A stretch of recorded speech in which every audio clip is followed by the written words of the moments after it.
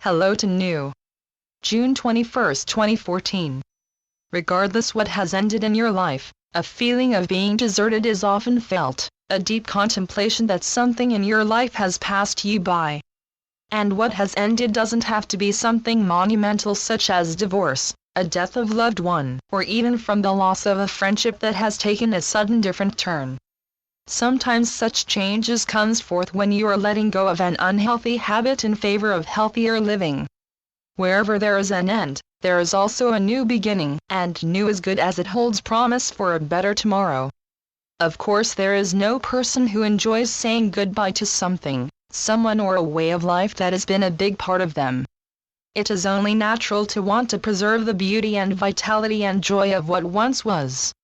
But at the same time, if you refuse to let go, you end up destroying any chance of growth and of new to come your way. When you encourage a relationship that has become dysfunctional to continue out of habit and fear of being without this person, or staying at a job where you feel demoralized, what often occurs is resentment that often becomes hatred.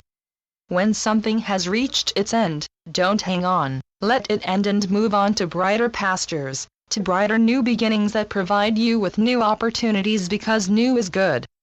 You do have choices whenever you have reached an end to something, to someone, or to a way of living or being. You can either hang on by some invisible thread or you can let go.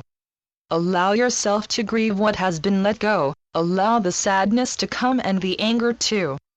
Feel yourself move through the various changes your inner self and outer self takes on, and before you know it, you begin to feel comforted by your own ability to soothe yourself, to give yourself love and compassion.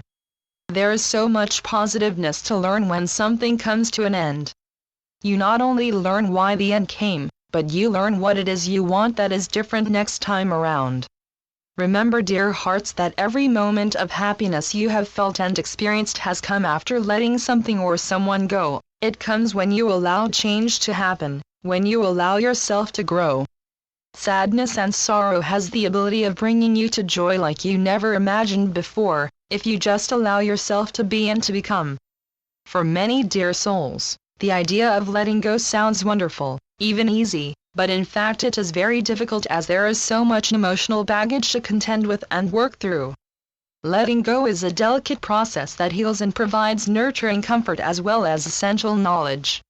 Thankfully for you, dear hearts, your subconscious minds already know what it is you need to do. It is up to your conscious mind to be willing to suggest achieving its direction. At this moment, we ask of you to think of a time in your life that has ended or changed dramatically. As you try to hold this image in your mind, inhale a deep cleansing breath while telling yourself to let this happen, and when you exhale, you tell yourself to let it go.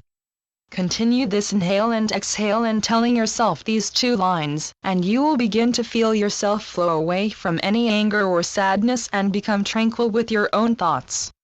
This method may take longer for some than others, but it is not intrusive and can be used when you have sudden bouts of anger, frustration, sadness, or any other debilitating emotion.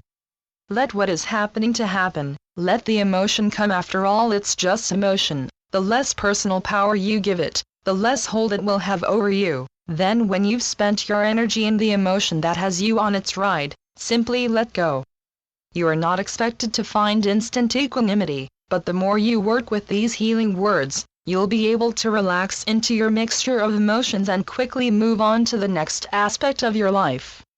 Even when you are moving through the sharpness of a difficult and challenging moment, it is important to focus on what brings you joy, happiness, and gratitude.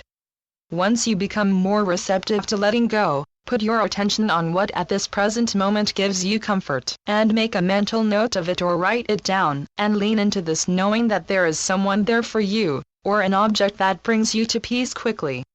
As you think about what gives you comfort when you are moving through a challenging situation, try to contemplate on an event that has brought you happiness, where you felt pure joy.